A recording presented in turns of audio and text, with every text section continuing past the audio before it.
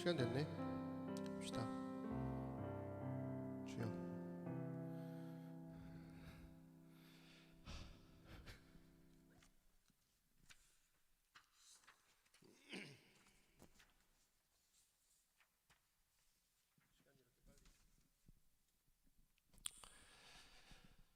네, 우리 시간이 되었으므로 우리 사순절 세 번째 주일 예배를 드리겠습니다. 오늘은 2021년 3월 14일 사순절 세 번째 주일입니다. 이 시간 하나님 앞에 묵상으로 기도하겠습니다.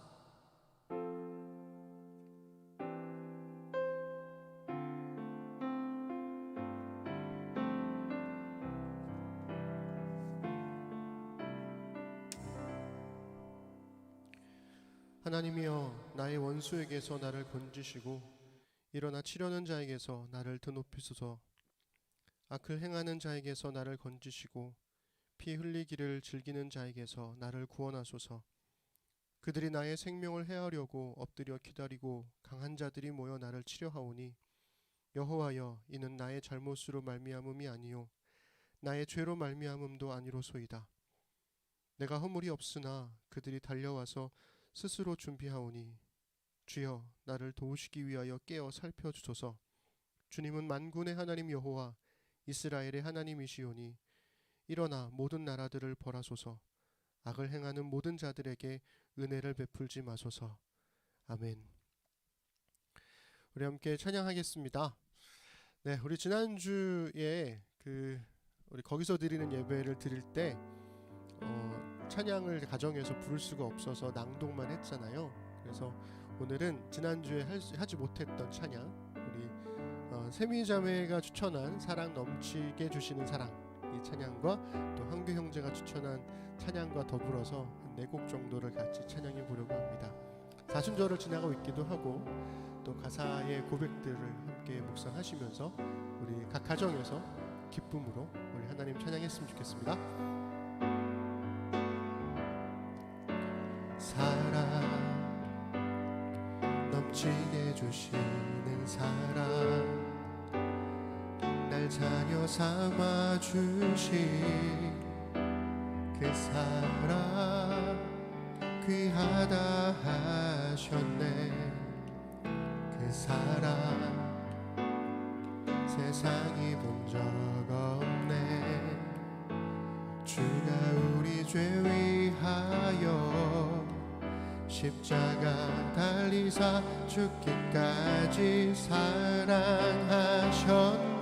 주님, 그 사랑 감사해.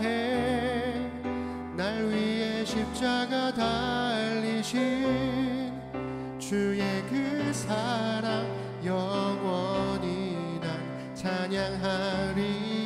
주님, 택하심 감사해. 날 자녀 삼으신 주님, 오 예수님 찬양하리 영원토록. 우리 처음부터 한 번 더. 사랑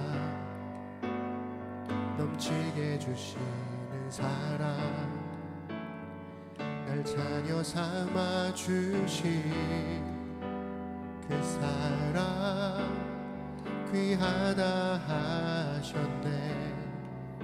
그 사랑 세상이 본 적 없네.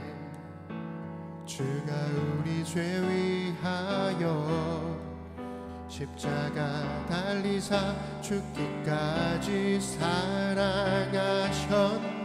주님, 그 사랑 감사해. 날 위해 십자가 달리신 주의 그 사랑 영원히 난 찬양하리라. 주님,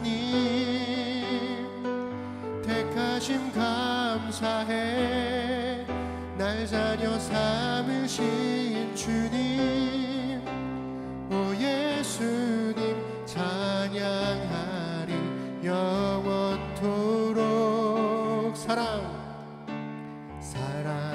내 죄보다 내 죄보다 크신 사랑 온유하고 겸손해 끝까지 나를 오래 참고 기다리시네 그 사랑 수렁에서 건지시고 반석 위에 세우시며 늘 함께 하시니 주님 그 사랑 항상 난 믿네 주님 그 사랑 감사해 날 위해 십자가 달리신 주님 그 사랑 영원히 난 찬양하리라 주님 택하심 감사해 날 자녀 삼으신 주님 오 예수님 찬양하리 영원토록 넓고 크고 높고 깊은 날 향한 끝없는 사랑 넓고 크고 높고 깊은 날 향한 우리 한 번 더 넓고 크고 높고 깊은 날 향한 끝없는 사랑 넓고 크고 높고 깊은 날 향한 끝없는 사랑 주님 그 사랑 감사해 날 위해 십자가 달리신 주의 그 사랑 영원히 난 찬양하리라 주님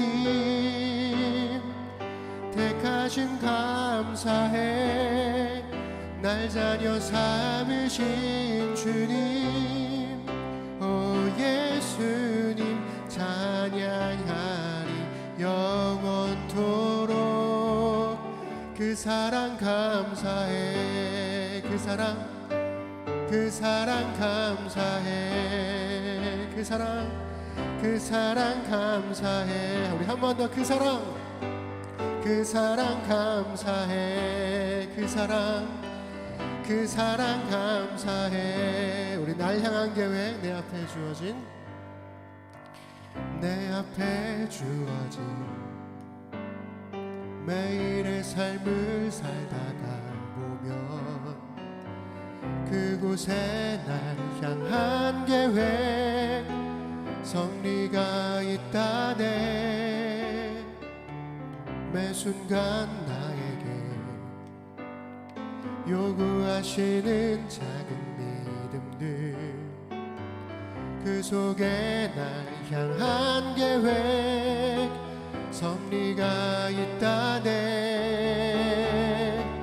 지금 여기 계시며 말씀해 주시는 하나님 내 삶에 역사하시는 신실한 나의 하나님을 찬양해 우리 한 번 더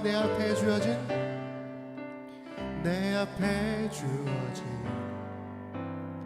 매일의 삶을 살다가 보면 그곳에 날 향한 계획 섭리가 있다네 매 순간 나에게 요구하시는 작은 믿음들 그곳에 날 향한 계획 섭리가 있다네 지금 여기 계시며 말씀해 주시는 하나님 내 삶에 역사하시는 진실한 나의 하나님을 지금 여기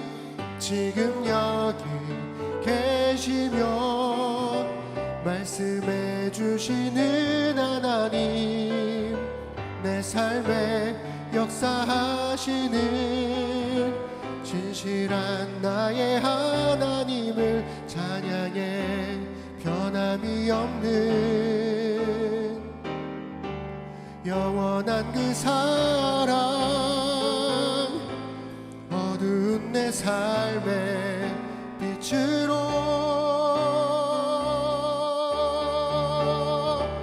지금 여기 계시며 말씀해 주시는 하나님, 내 삶에 역사하시는 신실한 나의 하나님을 찬양해. 지금 여기 계시며 말씀해 주시는 하나님, 내 삶에 역사하시는 신실한 나의 하나님을 찬양해.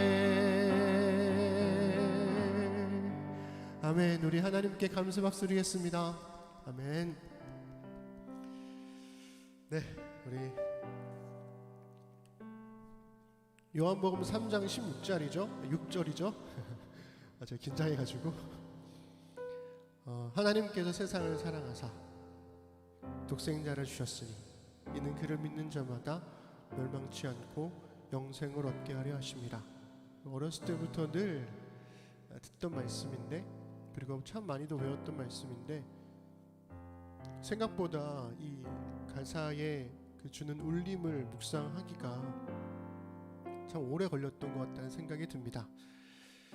그 단순하고도 그 깊은 우리의 신앙 고백을 함께 드렸으면 좋겠는데요.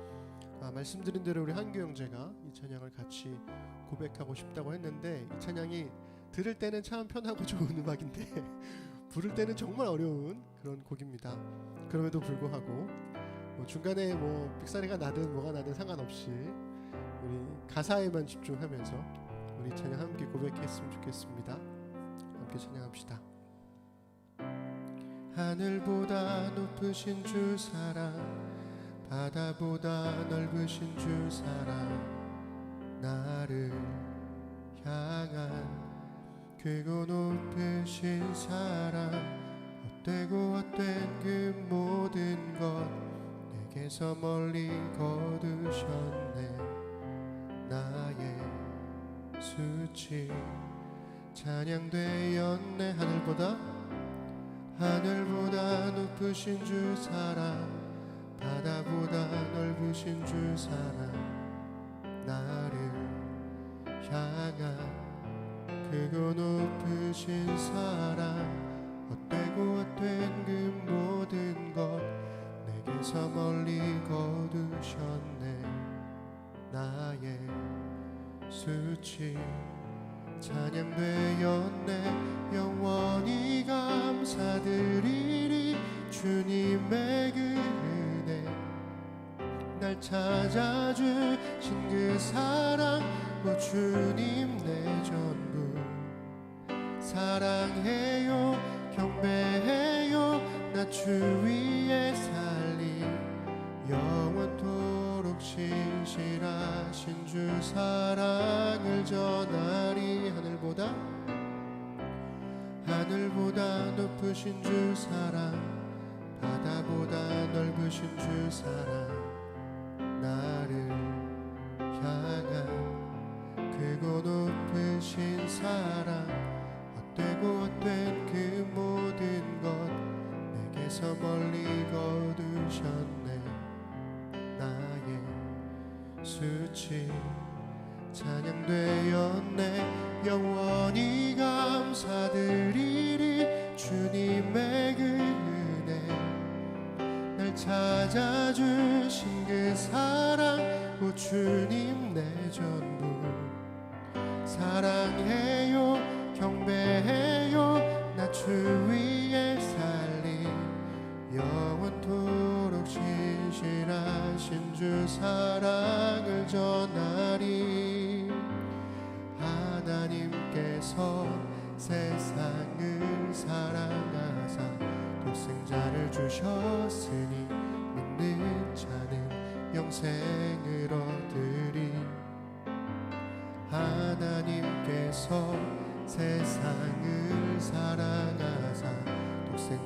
주셨으니 믿는 자는 영생을 얻으리. 신앙 고백으로 드리십시다. 하나님께서 세상을 사랑하사 독생자를 주셨으니 믿는 자는 영생을 얻으리. 하나님께서 세상을 사랑하사 독생자를 주셨으니 믿는 자는 영생을 얻으리. 하나님께서 세상을 사랑하사 독생자를 주셨으니 믿는 자는 영생을. 우리 큰 소리로 고백하십시다. 하나님께서 세상을 사랑하사 독생자를 주셨으니 믿는 자는 영생을 얻으리. 하나님께서 세상을 사랑하사 독생자를 주셨으니 믿는 자는 영생을 얻으리. 하나님께서 세상을 사랑하사 독생자를 주셨으니 믿는 자는 영생을 얻으리. 난 믿네, 난 믿네, 난 믿네.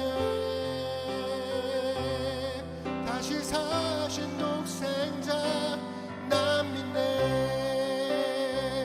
난 믿네, 난 믿네. 다시 사신 독생자 난 믿네, 난 믿네, 난 믿네. 다시 사신 독생자 난 믿네, 난 믿네, 난 믿네, 난 믿네, 난 믿네.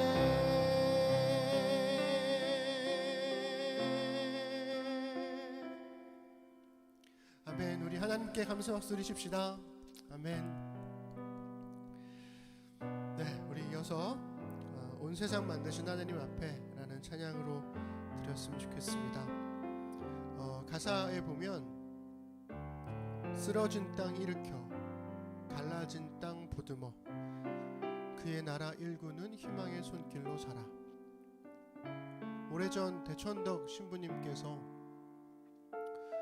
온 땅은 하나님의 것이다, 그래서 땅의 공공성에 대한 이야기를 한참 하셨었는데, 그로부터 한 세대가 지났음에도 불구하고 이 세상은 여전히 땅에 대한 욕망으로 가득 차 있는 것 같습니다.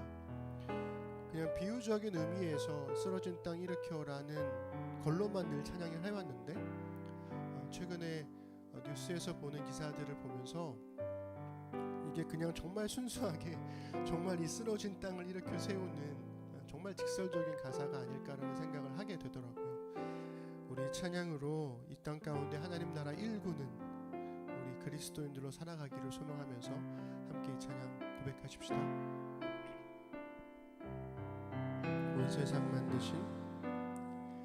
온 세상 만드신 하나님 앞에 여기 버려진 언덕에 서서 기도드리니 눈물로 가꾸는 생명의 열매 함께 나누는 기쁨의 그날을 노래하네.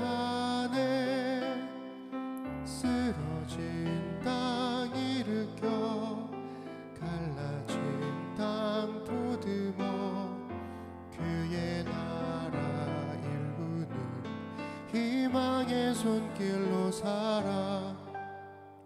창조주 하나님 사랑 햇살처럼 가득히 넘치게 하리라.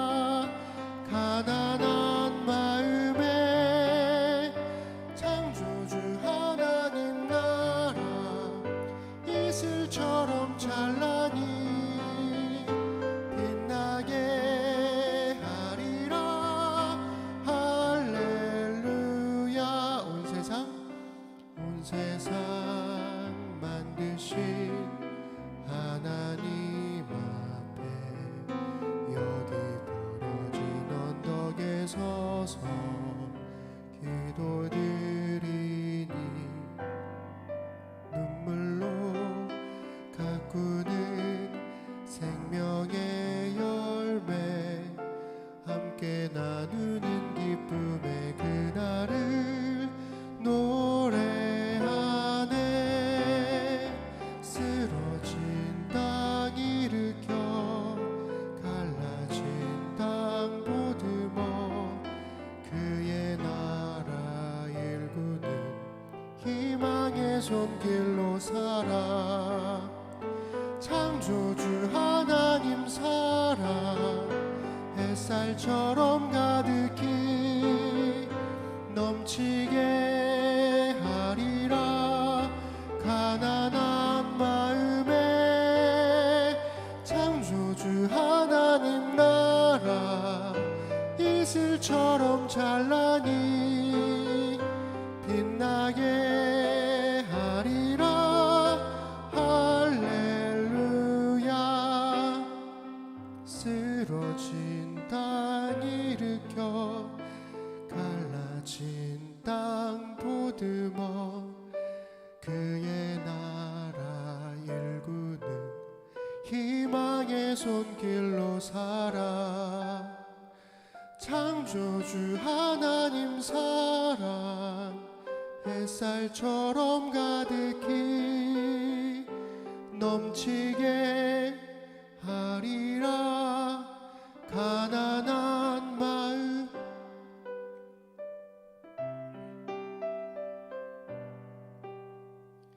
이슬처럼 찬란히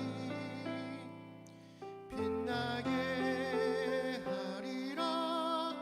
할렐루야.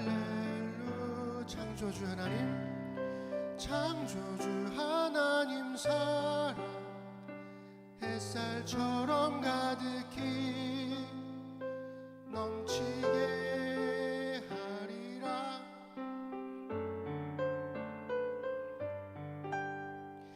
창조주 하나님 나라 이슬처럼 찬란히 빛나게 하리라. 할렐루야. 아멘. 우리 이 시간 함께 드리는 기도하겠습니다.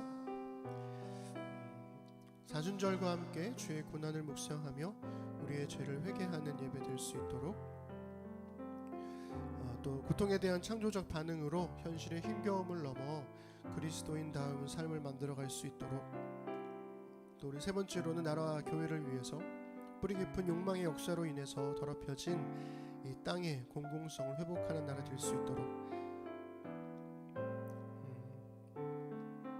참 슬픈 일인 것 같습니다. 그로 인해서 또 어떤 사람들은 자살을 하고 또 어떤 사람들은 분노하고, 이게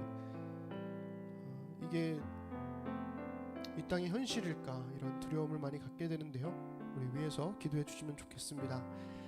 자본주의 사회를 살아가는 그리스도인의 삶의 방식과 소명을 발견하고 실천하는 교회 될 수 있도록 기도해 주시고요. 오늘은 특별히 우리 미얀마의 민주화 운동을 위해서 광주 민주화 운동이 많이 생각이 나는데, 군부의 쿠데타로 인한 인명피해가 늘고 있습니다. 미얀마의 국민들을 긍휼히 여겨주시기를, 또 폭력과 압박으로부터 자유케 될 수 있도록 기도해 주시기 바랍니다. 우리 한 2달 사이에 우리 여러 가정들이 이사했습니다. 천민, 보미 가정, 지훈 가정, 어제는 우리 은비점에도 이사했는데요.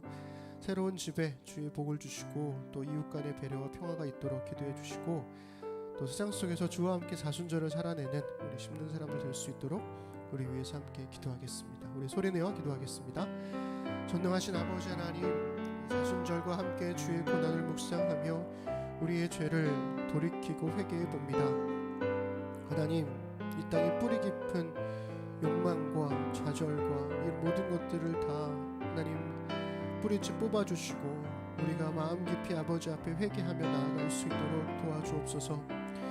이 세대에 휩쓸려가지 아니하고 우리가 그리스도인답게 살아갈 수 있는 삶이 되도록 그러한 용기를 주시기를 주님께 기도하고 간구하도록 주님 도와주옵소서. 하나님, 우리가 올해 찬의 신앙을 고백했습니다. 그리스도인으로 살아가는 고통과 그 답답함들에 대한 창조적 반응으로 현실의 힘겨움을 넘어 그리스도인다운 삶을 새롭게 만들어갈 수 있는 우리가 될 수 있도록 주님 도와주옵소서. 하나님, 뿌리 깊은 욕망의 역사로 인해 더럽혀진 이 땅의 공공성을 회복하여 주옵소서. 온 땅이 하나님의 것일진데 그것을 사람의 욕망과 사람의 욕심으로 자기 것인 양 그렇게 서로 다투며 살아가고 있는 현실입니다. 그로 인해 누군가는 또 눈물을 흘리고 누군가는 또 가난해지고 일정한 양의 이 땅의 토지를 가진 자들은 더 많이 가져가고 잃는 자들은 더 많이 잃게 되는 그런 슬픈 현실을 우리가 봅니다. 하나님, 주님, 우리의 뿌리 깊은 욕망을 정말 처절하게 회개하는 기간이 되도록 도와주시고 오직 하나님의 공의만이, 하나님의 정의만이 이 땅에 세워져 갈 수 있도록 도와주옵소서. 더불어서 이 자본주의 사회에서 어쩔 수 없다는 그런 낭패감과 실패감이 우리를 사로잡고 있을지도 모르겠습니다. 그러나 주님, 이 세상에서 그리스도인다운 삶의 방식과 소명을 발견하고 실천해가는 한 한국교회 될 수 있도록 주님 회개하고 돌이키도록 주님 붙들어 주옵소서. 군부의 쿠데타로 인한 인명피해가 늘고 있습니다. 미얀마의 민주화운동을 보며 하나님, 우리 역사의 슬픔을 또한 마주하게 됩니다. 미얀마의 국민들을 불쌍히 여겨주시고 폭력과 압박으로부터 자유케 하여 주옵소서. 하나님, 그들의 땅에도 오직 주의 평화가 임하도록 주님 인도하여 주옵소서. 하나님, 이사 시즌을 맞이하면서 많은 가정들이 이사했습니다. 새로운 곳에 이사하게 될 때마다 사실은 많이 두렵게 됩니다. 코로나로 많은 사람들이 집에 있게 되면서 층간소음으로도 스트레스를 받게 되고 또 아이를 키우는 가정과 그렇지 못한 가정 사이에서도 또 새로운 집에 적응해가는 과정에서도 또 새롭게 늘어나는 빚과 그런 것들에 대한 고민들로도 우리의 수심은 깊어져 갑니다. 그러나 주님께서 새롭게 옮겨진 하나님 가정마다 주께서 복을 주시고 다시금 모든 사람들 간의 평화와 배려가 넘칠 수 있도록 주님 긍휼히 여겨주시며 사람들의 마음을 바꾸어 주시길 소망합니다. 세상 속에서 주와 함께 사순절을 함께 살아내는 힘든 사람들 되도록 도와주시고 하나님, 이 세상의 시간과 또 다른 차원의 그리스도인의 삶의 시간을 살아내는 우리 힘든 사람들 되도록 주님 인도하여 주옵소서. 각자의 삶에서 어떻게 살아가는지 잘 모르겠습니다.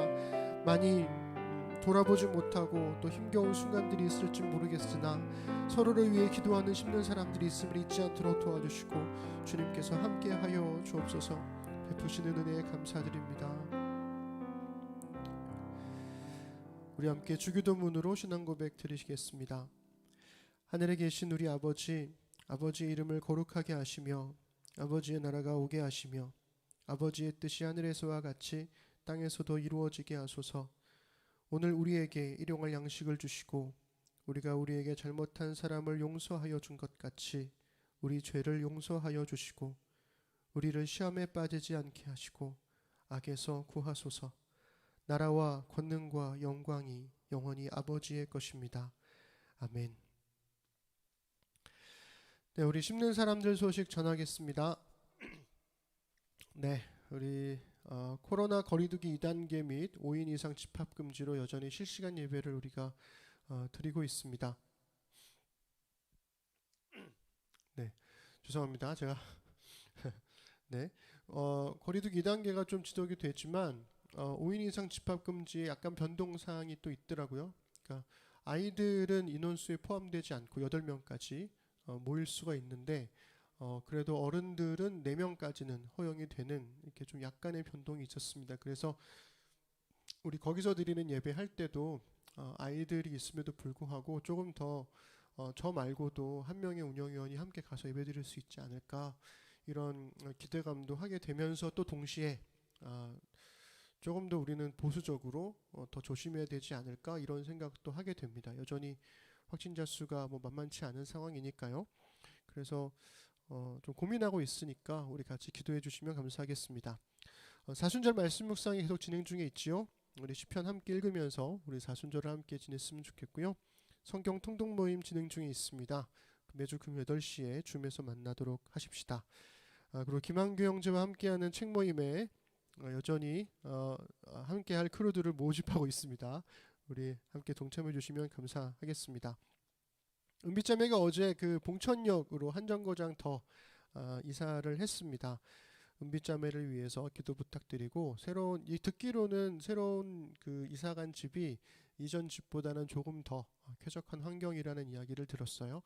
그래서 또 위에서 격려해 주시고 또 기도해 주시면 감사하겠습니다. 우리 심는교회에서 처음으로 은경자매가 주중에 아스트라제네카 백신 접종을 했습니다. 병원에 있다 보니까 접종을 하게 되었는데요. 맞고 나서 한 10시간 정도, 8시간에서 10시간 정도 지난 다음부터 이제 두통이 시작되고 이렇게 몸이 컨디션이 썩 좋지는 않은 것 같습니다. 타이레놀 먹으니까 좀 괜찮다고는 하는데 부작용 없이 건강하게 지낼 수 있도록 기도해 주셨으면 좋겠고, 또 우리나라에서도 백신 접종이 원활하게 잘 진행되고 있으니까 위에서 기도해 주시면 감사하겠습니다. 예인교회 그 나들목 주차 시스템이 전산화돼서 변경되었습니다. 혹시나 그쪽에 주차를 하시거나 가실 일이 생기시면 이전에 사용했던 종이 주차권을 이제 쓸 수가 없고요. 가시게 돼서 주차권이 필요하시면 저에게 말씀해 주시면 제가 전산으로 처리를 할 수가 있습니다. 근데 이전과는 다르게 전에는 5시간까지도 됐는데 이제는 최대 3시간까지만 1시간 단위로 할인이 된다고 하더라고요. 그래서 차량 번호 4자리와 또 얼마나 몇 시간이 필요하신지 말씀해 주시면 제가 처리할 수 있으니까요. 저한테 연락 주시면 되고요. 이 비용들은 나중에 우리가 합산해서 예인교회에 드리면 되니까요. 그렇게 혹시나 이용하게 되시면 저한테 말씀해 주시면 감사하겠습니다. 2월 목회 재정 부고는 우리가 그 코로나 때문에 계속 서면 보고를 했었는데요. 다음 주에 우리가 그 유튜브를 통해서건 아니면 줌을 통해서건 다음 주 예배 후에 방송으로 라이브로 진행을 해보려고 합니다. 그러니까 다음 주에는 예배 후에 지난주에도 보니까 한 줌으로 참여하시는 분들은 별로 없어요. 사실 예배 끝나고 나서. 근데 다음 주에는 모르겠습니다. 유튜브로 라이브로 그냥 쭉 진행을 할지 줌으로 할지 아직 결정을 못했는데 운영위에서 이게 결정이 되면 어쨌든 다음 주에는 좀 더 많이 관심 갖고 참여해 주시고 서로 얼굴도 보고 그렇게 했으면 좋겠습니다. 네, 하나님 말씀 보겠습니다. 크게요? 네, 제가 그래요? 그러면 저기 승현점에서 PC 거를 조금만 더 줄여 주실래요? PC라고 써 있는 볼륨을 조금 줄여 주시면 될 것 같아요. 검정색. 네, 더 줄여 주세요. 제가 크게 말하려면 제가 여기서 좀 적게 들려야 되니까 더 줄여 주세요. 네. 하나님 말씀 보겠습니다. 요한복음 18장 33절부터 38절 우리 함께 읽겠습니다. 이에 빌라도가 다시 관정에 들어가 예수를 불러 이르되 네가 유대인의 왕이냐? 예수께서 대답하시되 이는 내가 스스로 하는 말이냐 다른 사람들이 나에 대하여 내게 한 말이냐?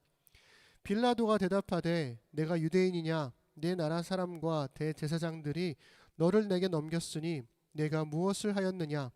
예수께서 대답하시되 내 나라는 이 세상에 속한 것이 아니니라. 만일 내 나라가 이 세상에 속한 것이 었더라면 내 종들이 싸워 나로 유대인들에게 넘겨지지 않게 하였으리라. 이제 내 나라는 여기에 속한 것이 아니니라. 빌라도가 이르되 그러면 네가 왕이 아니냐?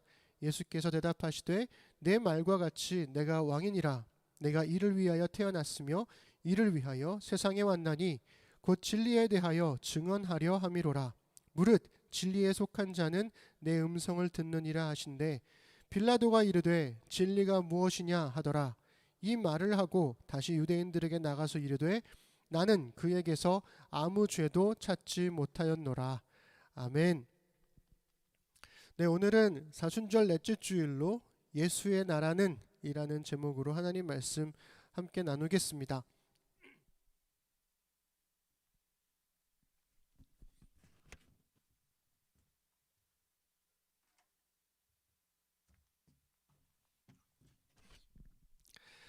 네, 잠깐 포즈가 있었는데요. 소리가 잘 안 들리신다고 그래서 제가 최대한 샤우팅하며 설교를 해보도록 하지요. 지난주에 거기서 드리는 예배를 드리고 나서 이런저런 피드백을 좀 받았습니다. 라이브 예배 중에 마이크에 잡음이 났었다는 이야기를 예배가 끝나고 나서야 알게 돼가지고 좀 죄송한 마음도 있었고요. 예배 직전 리허설 때는 괜찮았는데 여러 가지 아쉬운 점이 있지만 그래도 다음번엔 더 나아지기를 기대하면서 또 해보겠습니다. 한규와 세미 또 가을이를 볼 수 있어서 너무 좋았고 심는교회 정도의 규모라서 가능한 좋은 시도였다라는 칭찬도 누군가 해주셨습니다. 무엇보다 가장 많이 들은 호평은 뭐였냐면 설교가 짧아서 좋았다 이거였습니다. 역시 동서고금을 막론하고 최고의 설교는 짧은 설교인가 뭐 이런 생각도 하기도 하지만 이것도 가끔 짧은 설교여야 좋은 거지 매번 짧으면 또 평가가 달라지지 않을까라는 생각을 해보게 됩니다. 아닌가요? 매번 짧아야 좋은 건가요? 하여튼 어느새 3월입니다. 사순절 말씀 묵상을 하면서 매일 날짜를 기록하면서도 아직 2월인 것 같은 그런 착각을 하며 살았더라고요. 근데 갑자기 벌써 3월 중순이라고? 뭐 이런 생각에 화들짝 놀랐습니다. 작년에는 코로나 덕분에 나름 맑은 하늘 아래에서 살았는데 올해는 코로나에 미세먼지까지 더해져가지고 좀 꽃이 피어서 3월이라는 걸 알아야 되는데 잿빛 하늘로 3월이 왔구나 이런 걸 알게 돼서 뭔가 좀 억울하다는 마음 그런 마음도 갖게 됩니다. 건강하게 잘 지내주시기를 그리고 신실한 그리스도인으로 살아내 주시기를 부탁드립니다. 당근마켓에 보다 보면 괜찮은 가격에 애플 관련 제품들이 올라올 때가 있어요. 그러면 사고 싶다는 충동이 드는 거죠. 그러면 저는 무조건 진우 형제에게 링크를 보냅니다. 진우야 이거 사도 돼? 이렇게. 그러면 진우 형제의 돌아오는 대답은 언제나 한결같아요. 사지 마세요. 이거죠. 사지 마세요. 그러면서 동시에 왜 사면 안 되는지에 대한 설명을 해줍니다. 그러니까 해외에서 싸게 할인을 할 때 새 제품을 사둔 다음에 한국에서 나중에 당근마켓에 그것보다 비싼 가격으로 물론 정품 가격보다는 뭐 싸긴 하지만 그래도 비싼 가격으로 판다는 거죠. 그러면서 이익을 남기는 사람들이 있다라는 이야기를 해주는 겁니다. 그러니까 물론 정품을 사는 것보다는 싼 가격이니까 나에게도 이득이 되지 않을까라고 생각이 들지만 자신만 알고 있는 정보를 이용해서 다른 사람으로부터 이익을 남기려는 사람들의 그러한 뭐랄까요 행동 그것 때문에 내가 희생양이 되는 것 같은 그런 느낌 썩 내키지 않잖아요. 다행히 저에게는 그런 속임수에 넘어가지 않을 수 있도록 고급 정보를 알려주는 우리 애플 특수요원 정보요원 진우 형제가 있기 때문에 감사하다는 생각이 들어요. 그 덕분에 제가 호구가 되지 않을 수 있었으니까요. 제가 이 얘기를 왜 드리냐면 LH 공무원들의 부동산 투기 의혹에 관한 기사들이 지난 2, 3주 사이에 정말 연일 쏟아져 나오고 있습니다. 여러분 근데 사실 이거 놀랄 만한 일이 아니잖아요. 사실 우리가 잘 몰라서 그랬던 거지 늘 있어 왔던 일이고 마치 엄청난 일이 벌어진 것처럼 너무 호들갑 떠는 건 아닐까라는 생각이 들기도 합니다. 그러니까 아마도 이 공직자의 청렴을 강조했었던 이 문재인 정부에 대한 실망감이 더 큰 분노로 되돌아오는 건 아닐까라는 생각도 하게 돼요. 근데 한번 우리 생각해 보자고요. 만약 제가 그리고 여러분들이 LH 공무원이었고 그리고 의도한 사람도 있었겠지만 의도치 않게 어디에 땅이 개발될 것인지에 관한 정보를 알고 있었다면 그러면 우리는 투기하지 않았을까? 이것 좀 생각해 볼 필요 있습니다. 정보가 곧 돈이 되는 이 자본주의 사회에서 그 직업을 통해서 얻게 된 정보를 이용해서 이익을 얻으려고 하는 거 이게 굉장히 자연스러운 일이잖아요. 그러니까 저는 지금 이걸 옳다고 말씀드리는 게 아니라 자본주의 사회에서 되게 자연스러운 일이라는 것을 이야기하는 거죠. 규모의 차이는 있겠지만 여러 정보를 기반으로 해서 우리는 이익을 얻으려고 하고 있습니다. 생각해 보세요. 조선시대의 양반들이 왜 그렇게 풍수지리를 중요하게 여겼을까요? 뭐 별거 없습니다. 땅 투기 때문에 그런 거죠. 더 명당 자리를 차지하기 위한, 그래서 정말로 많은 양반들이 이 조선의 땅덩어리를 얼마나 많이 갖고 있느냐, 그래서 얼마나 많은 사람들이 소장농이 되었습니까? 그때의 사건들이 지금도 동일하게 이루어지고 있죠.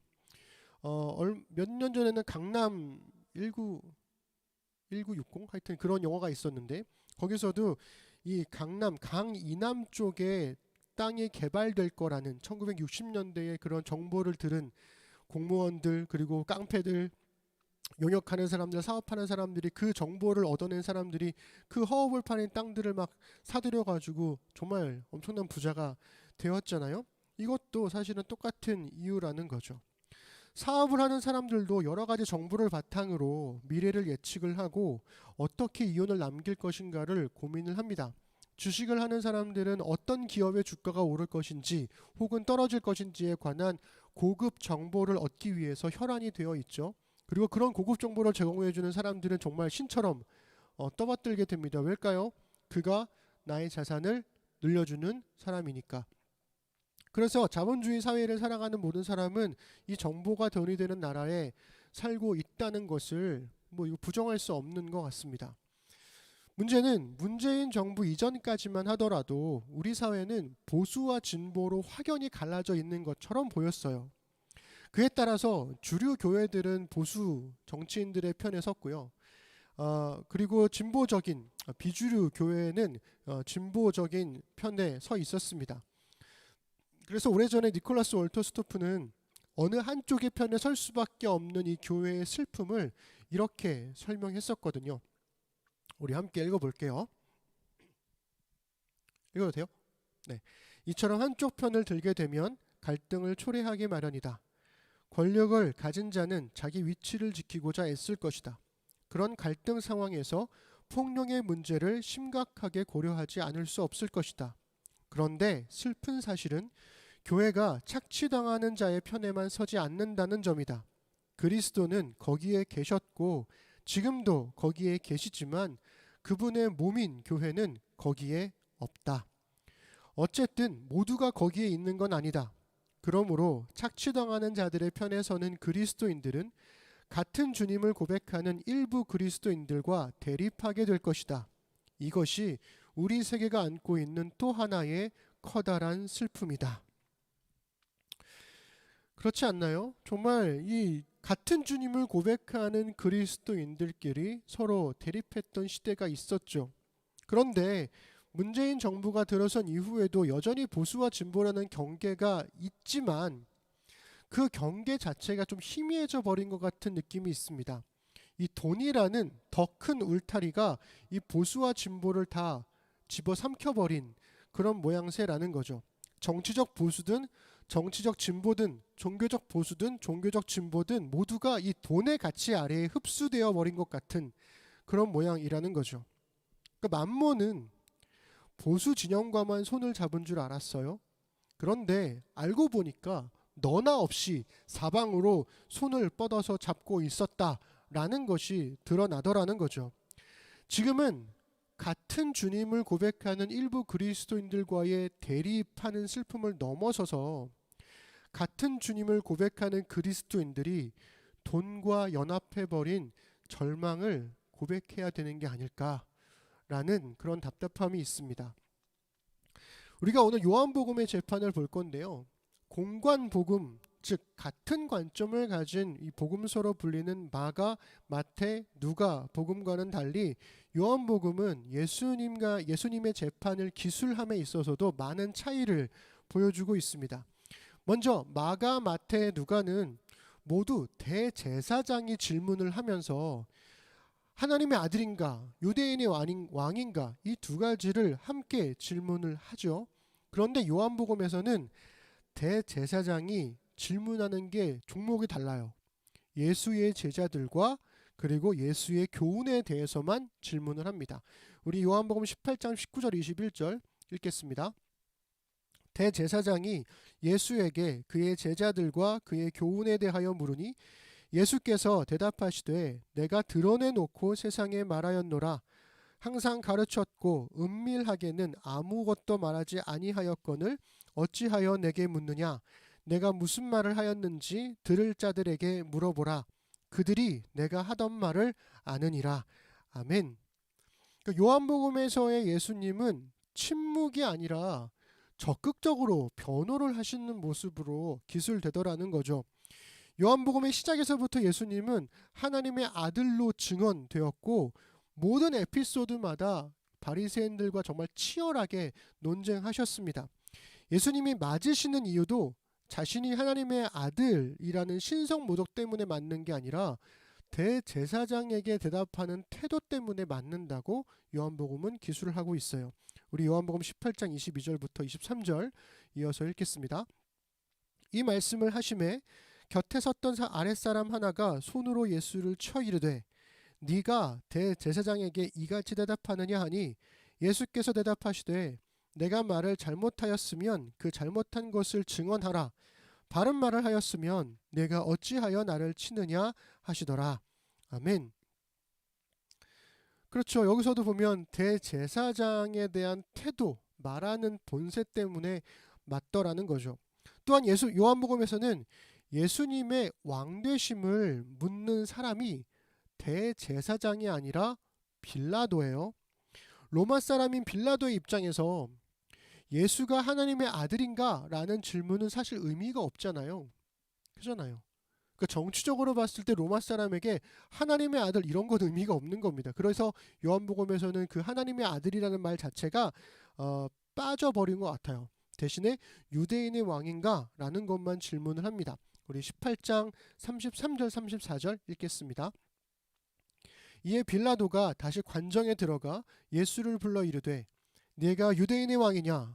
예수께서 대답하시되 이는 네가 스스로 하는 말이냐? 다른 사람들이 나에 대하여 네게 한 말이냐? 아멘. 예수님은 이 말씀 이후에 빌라도에게 되물으십니다. 유대인의 왕이라는 건 빌라도 너의 말인가? 사람들의 말인가? 잘 생각해 보세요. 만약 예수를 빌라도가 유대인의 왕이라고 생각하고 신문하는 거라면 이는 반박의 여지가 없이 반역죄로 다스려야 합니다. 그런데 밖에 있는 대제사장을 비롯한 유대인들이 예수를 유대인의 왕이라고 고발하고 있는 거라면 그들은 지금 자신들의 왕을 죽이기 위해 로마 황제에게 황제에 대한 반역죄로 예수를 팔아넘기고 있는 셈이라는 거죠. 그러니 로마 제국의 지배하에서는 유대인들에게 사형을 언도할 권한이 없었어요. 그렇기 때문에 이 빌라도에게 당신이 이 사람을 반역죄로 처단해 주십시오라고 고발하는 모양새가 되더라는 겁니다. 요한복음 18장 31절 거기에 이 사형권이 없다는 것을 고백하고 있어요. 우리 함께 읽어보겠습니다. 빌라도가 이르되 너희가 그를 데려다가 너희 법대로 재판하라. 유대인들이 이르되 우리에게는 사람을 죽이는 권한이 없나이다 하니. 아멘. 그러니 빌라도는 예수의 질문에 그걸 왜 나한테 묻냐? 내가 유대인이냐? 이렇게 질문을 하며 선을 긋더라는 거죠. 그러면서 빌라도가 엄청난 착각을 하고 있는데요. 그게 뭐냐면 예수를 자기 백성에게 버림받은 유대인의 왕이라고 착각하더라는 거죠. 이어지는 18장 35절 36절을 보시면 이 빌라도의 예수에 대한 인식이 확연하게 드러납니다. 우리 함께 읽어볼게요. 시작. 빌라도가 대답하되 내가 유대인이냐? 내 나라 사람과 대제사장들이 너를 내게 넘겼으니 내가 무엇을 하였느냐? 예수께서 대답하시되 내 나라는 이 세상에 속한 것이 아니니라. 만일 내 나라가 이 세상에 속한 것이었더라면 내 종들이 싸워 나로 유대인들에게 넘겨지지 않게 하였으리라. 이제 내 나라는 여기에 속한 것이 아니니라. 아멘. 여러분, 빌라도의 착각은 일면 맞는 말이기도 하죠. 예수님이 자기 백성에게 버림받은 건 사실이니까요. 그러니까 이 빌라도가 질문하는 거 보세요. 너의 나라 백성들이, 너의 나라 사람과 너의 나라의 대제사장들이 너를 나에게 넘겼다, 이렇게 얘기를 하더라는 겁니다. 그런지 예수님께서 이렇게 말씀하시는 거예요. 나의 나라는 이 세상에 속하지 않았다. 내 나라는 이 세상에 속하지 않았다. 예수님은 왕은 맞는데 이 나라에 속한 건 아니라는 거죠. 그렇게 예수님도 선을 그어버리세요. 빌라도에게는 바깥에 있는 종교 지도자들이나 지금 자기 앞에 있는 예수님이나 똑같은 유대인일 뿐인 거예요. 그런데 예수님께서 다르다고 말하니까 혼란스러워지는 거예요. 그래서 빌라도가 묻는 겁니다. 너 유대인의 왕 아니야? 너 왕 아니냐? 이렇게 되묻는 거죠. 우리 37절 38절 이어서 읽겠습니다. 빌라도가 이르되 그러면 내가 왕이냐 아니냐? 예수께서 대답하시되 내 말과 같이 내가 왕이니라. 내가 이를 위하여 태어났으며 이를 위하여 세상에 왔나니 곧 진리에 대하여 증언하려 함이로라. 무릇 진리에 속한 자는 내 음성을 듣느니라 하신대 빌라도가 이르되 진리가 무엇이냐 하더라. 이 말을 하고 다시 유대인들에게 나가서 이르되 나는 그에게서 아무 죄도 찾지 못하였노라. 아멘. 여러분, 예수님은 왕이십니다. 그러나 예수님의 나라가 이 세상에 속한 나라가 아닐 뿐인 거죠. 예수의 나라는 진리의 나라입니다. 예수님께서 곧 진리이시고 예수님이 나라 그 자체가 되시는 거죠. 그래서 빌라도가 혼란스러운 거예요. 이 사람 도대체 무슨 얘기를 하고 있는 건가? 예수의 나라가 이 세상에 속한 것이 아니라면 로마 제국에 아무런 위협도 되지 않습니다. 그저 유대인들의 종교적 소동에 불과하다는 거죠. 그래서 빌라도는 무죄 판결을 내립니다. 여러분, 요한복음이 그려내는 예수님의 재판에서 저는 세 나라가 충돌하고 있는 것을 보게 돼요. 하나는 대제사장을 중심으로 한 유대교의 나라입니다. 이 나라들은 야훼 신앙의 오랜 전통을 고수하겠다는 명목으로 종교적 기득권을 차지하려고 하는 사람들인 거죠. 다른 나라는 뭐냐면 빌라도를 대표하고 있는 로마 제국이에요. 이 로마 제국은 황제를 중심으로 해서 새로운 세상을 정복해 나가려는 사람들입니다. 그러니까 대제사장을 중심으로 한 예루살렘은 로마 제국과의 타협함을 통해서 종교 문화적인 안정을 누리려고 하고 있고요. 빌라도를 중심으로 한 로마 제국은 예루살렘의 종교 지도자들과의 타협을 통해서 정치 사회적인 안정을 누리려고 하는 거죠. 그러니 예루살렘을 중심으로 한 유대교의 나라와 이 로마 제국이 서로 경쟁하면서 더 많은 이득을 서로에게 챙기려고 했다라는 거죠. 그런데 그 사이로 예수의 나라가 비집고 들어와 버린 겁니다. 예수의 나라는 예루살렘의 종교 지도자들과 타협하지 않았어요. 예수는 그들이 기다려온 하나님의 아들이시고 그리스도셨지만 그들은 예수를 팔아넘겨 버렸습니다. 예수의 나라는 로마 제국과도 타협하지 않았습니다. 아니, 좀 더 정확히 말하면 예수의 나라는 로마 제국에 아무런 위협도 되지 않죠. 적어도 빌라도는 그렇게 판단했습니다. 그러나 빌라도는 예수가 아니라 로마 제국을 예수를 비밀 삼아서 반란을 조장하려고 하는 예루살렘의 종교 지도자들을 두려워했고 결국 그들과 손을 잡고 예수를 십자가에 못 박아 버리죠. 종교 지도자들의 나라와 이 빌라도의 나라 그리고 예수의 나라가 충돌했는데 종교 지도자들과 빌라도가 각자의 이득을 위해서 손을 잡고 예수를 죽인 거죠. 저는 이 세 나라의 충돌을 통해서 이 보수와 진보가 격렬하게 대립했었는데 모두가 돈을 중심으로 대동단결한 것 같은 우리나라의 현실을 보게 되더라는 거죠. 그리고 거기에 자신도 모르게 휩쓸려 가는 것 같은 우리 시대의 그리스도인들도 뼈아프게 보게 됩니다. 우리도 각자의 이득을 위해서 함께 손잡고 예수를 우리 삶에서 조금씩 몰아내고 죽이려고 하고 있는 것은 아닐까? 아까 이야기했던 것처럼 같은 주님을 고백하는 그리스도인들이 돈과 연합해버린 절망의 시대를 살고 있는 것은 아닐까 하는 두려움이 제 안에 있습니다. 로한 윌리엄스는 요한복음에서 말하는 예수의 나라가 진리 안에서 살아가는 삶이라고 얘기를 하고요. 예수가 사는 곳에 함께 머무르는 삶이라고 정의했습니다. 그러면서 이 세상에 속하지 않았으나 이 세상에 엄연히 존재하는 예수의 나라 백성으로 살아가는 그리스도인의 삶을 이렇게 묘사했었죠.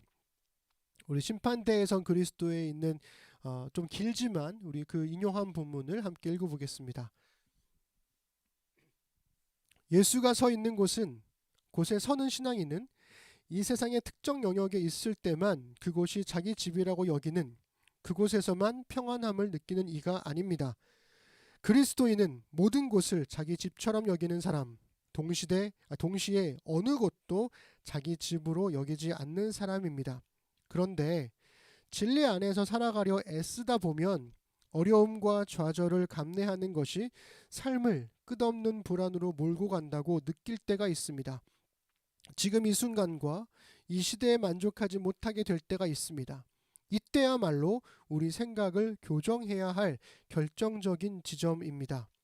우리가 지금 있는 곳, 지금 이 순간은 우리에게 궁극적인 만족을 줄 수 없으며 이러한 면에서 우리는 집에 머물러 있지 않습니다. 편안하다는 이유로 지금 이곳에 안주해서는 안 됩니다. 우리는 언제나 지금 여기를 향해 지금 여기에 있는 우리 자신에 대해 질문을 던져야 합니다. 어떠신가요? 로완 윌리엄스의 말처럼 돈을 최고의 가치로 여기는 세상에서 진리 안에서 살아가려 애쓰는 그리스도인들은 매번 좌절과 불안을 경험하죠.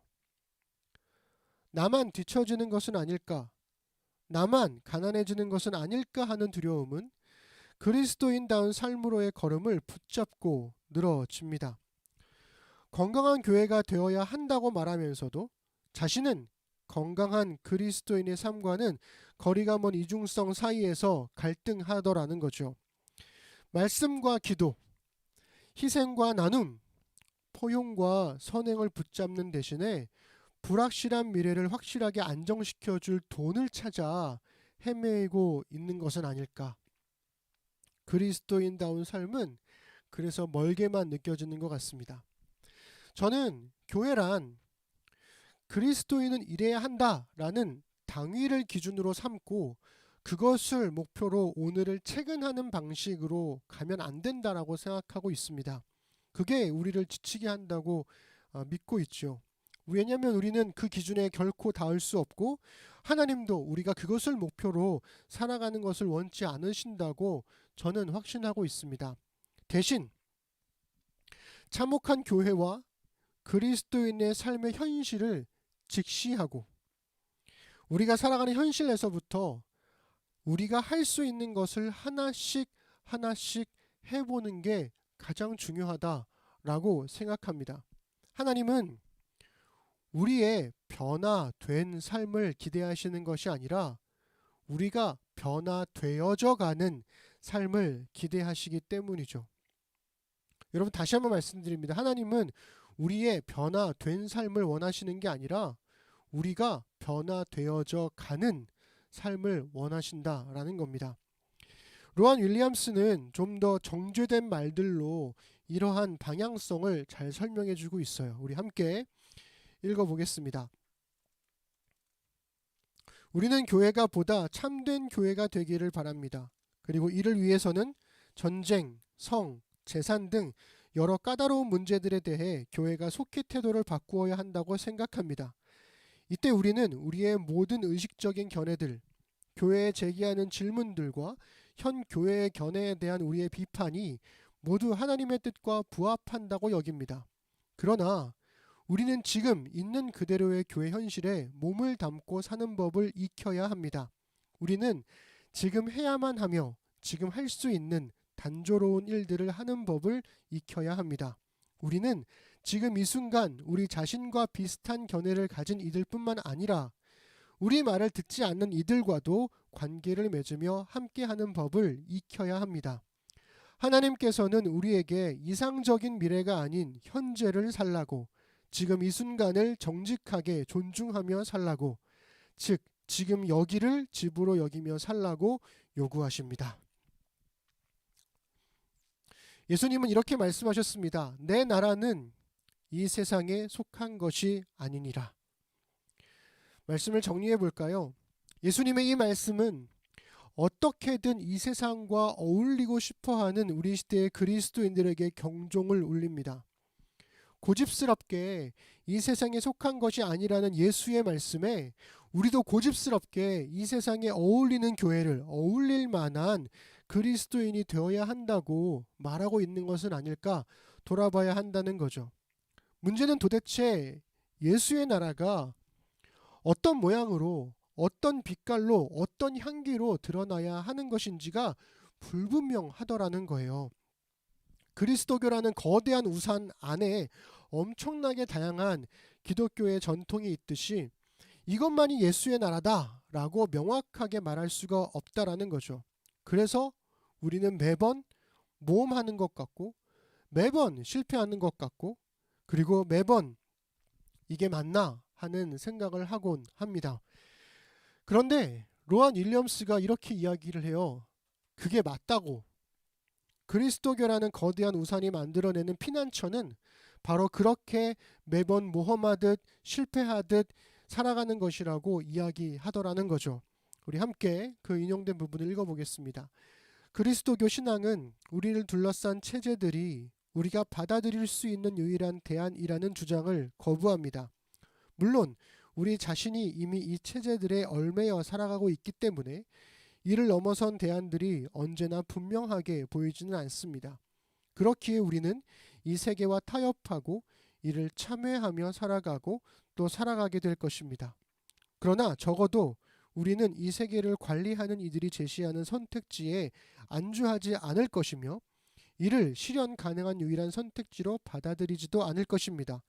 그리스도인으로서 우리는 인류가 다른 방식으로 행동할 수 있다는 믿음을 굳건히 유지합니다. 네, 우리는 이 세계와 타협하고 이를 참여하며 살아가게 될 것입니다. 계속해서 그러한 시행착오를 겪으며 살아가게 되겠죠. 정보가 돈이 되는 나라에서 그리스도인들은 어떻게 살아가야 하는 것일까요? 저도 잘 모르겠습니다. 우리는 매일 이 세계와 타협하다가도 매일 참회하며 그 둘 사이를 또한 오가며 살아가게 되겠죠. 그러나 온전히 변화된 그리스도인은 못 될지라도 온전히 변화되어져 가는 그리스도인으로는 우리 살 수 있습니다. 예수의 나라는 이 세상에 속한 것이 아니어서 예수님은 이 세상에 속한 나라의 왕이 아니기 때문에 바로 그 이유로 십자가에 달려 죽으셨습니다. 그러나 이 세상에 속한 나라의 왕이었다면 죽음으로 끝났겠지만 이 세상에 속하지 않은 나라의 왕이셨기 때문에 죽음을 이기시고 부활하셨습니다. 만약 그 예수의 나라가 나의 그리고 우리의 이 땅을 살아가는 그리스도인들의 나라라면 우리도 예수님과 함께 죽음을 이기고 부활하게 될 것입니다. 우리의 미래는 정보나 돈에 달려 있는 것이 아니라 하나님께 달려 있으니까요. 그리고 우리는 그것을 고백하는 사람들이니까요. 우리의 결말은 이 세상의 결말과 다를 것입니다. 빌라도는 진리가 무엇인가 이렇게 물었지만 하나님의 말씀으로 오신 예수님을 믿고 따르는 우리는 그 진리로 거룩하게 될 것입니다.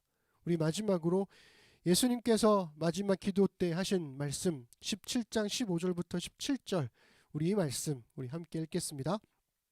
내가 비옵는 것은 그들을 세상에서 데려가시기를 위함이 아니요 다만 악에 빠지지 않게 보전하시기를 위함이니이다. 내가 세상에 속하지 아니함 같이 그들도 세상에 속하지 아니하였사옵나이다. 그들을 진리로 거룩하게 하옵소서. 아버지의 말씀은 진리니이다. 아멘. 사랑하는 우리 심는 사람들, 우리는 이 세상에 남겨져 있습니다.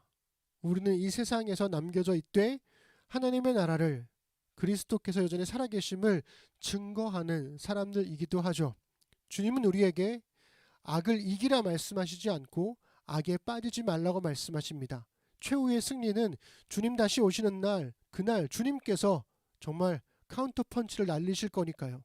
다만 우리는 이 세상에서 하나님 나라의 가치를 따라 살면서 이 세상에 말하는 가치와 대립하며 그것을 또한 견뎌내며 여전히 이 땅에 하나님께서 살아계심을 증언하는 자들로 서 있는 거죠. 우리 그러한 삶을 힘겹지만 매번 모험하는 것 같지만 매번 실패하는 것 같지만 우리 함께 해나가 보십시다. 완벽하게 변화된 그리스도인이 아니라 변화되어져 가는 그리스도인들로 우리에게 주어진 하루하루를 살아내는 우리 심는 사람들 되기를 간절히 소망해 봅니다. 기도하겠습니다. 하나님, 예수의 나라는 이 세상에 속한 것이 아닙니다. 고로 예수님을 믿는 우리도 이 세상에 속한 사람들이 아닌 거지요. 주님께서 우리를 이 세상에 두신 이유, 악에 빠지지 않으면서도 여전히 이 세상 속에서 하나님의 살아계심을, 하나님의 사랑이 존재함을, 하나님의 구원이 지금도 계속되고 있음을 보여주고 증언하기 위함이라 믿습니다. 주님, 그러니 우리를 진리로 거룩하게 하옵소서. 아버지의 말씀은 진리입니다. 그 진리이신 말씀을 따라 우리에게 주어진 삶들을 살아가며 정보가 돈이 되는 세상 속에서 주의 말씀이 생명이 되는 하나님의 나라 백성으로 살아갈 수 있도록 주님 우리를 붙들어 주옵소서. 감사드립니다. 예수님의 이름으로 기도드립니다. 아멘. 우리 이 시간 교회 찬양하시면서 우리 준비된 예물과 함께 우리 신앙 고백을 드리겠습니다.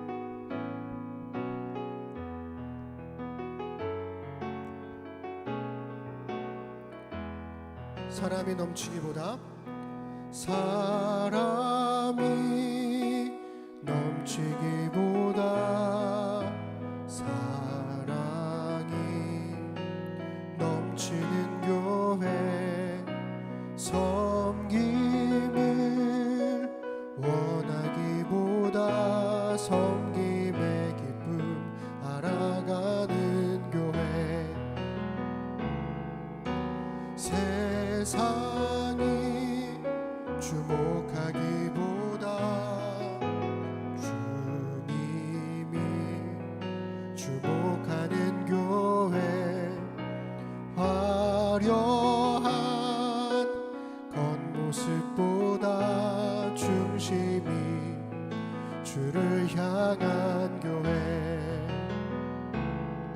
주님이 피로 사신 아름다운 교회 서로를 사랑함으로 하나 되는 교회 주님이 머리 되신 거룩한 교회 우리 함께 만들어 가요. 아멘. 우리 신앙 고백으로 함께 하나님 앞에 고백하겠습니다. 나는 전능하신 아버지 하나님 천지의 창조주를 믿습니다. 나는 그의 유일하신 아들 우리 주 예수 그리스도를 믿습니다. 그는 성령으로 잉태되어 동정녀 마리아에게서 나시고 본디오 빌라도에게 고난을 받아 십자가에 못 박혀 죽으시고 장사된 지 사흘 만에 죽은 자 가운데서 다시 살아나셨으며 하늘에 오르시어 전능하신 아버지 하나님 우편에 앉아 계시다가 거기로부터 살아있는 자와 죽은 자를 심판하러 오십니다. 나는 성령을 믿으며 거룩한 공교회와 성도의 교제와 죄를 용서받는 것과 몸의 부활과 영생을 믿습니다. 아멘. 하나님, 이 시간 주신 말씀을 따라 함께 살아갈 날들을 신실하게 살겠다는 의미로 헌금을 드리고 신앙을 고백했습니다. 말씀이 삶으로 배어나와 우리 삶의 자리에 은혜의 흔적이 남게 하소서. 능히 너희를 보호하사 거침이 없게 하시고 너희로 그 영광 앞에 흠이 없이 기쁨으로 서게 하시리. 곧 우리 구주 홀로 하나이신 하나님께 우리 주 예수 그리스도로 말미암아 영광과 위엄과 권력과 권세가 영원 전부터 이제와 영원토록 있을지어다. 아멘.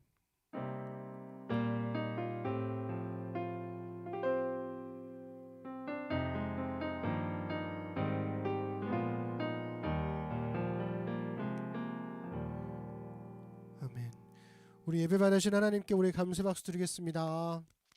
아멘. 한 주간도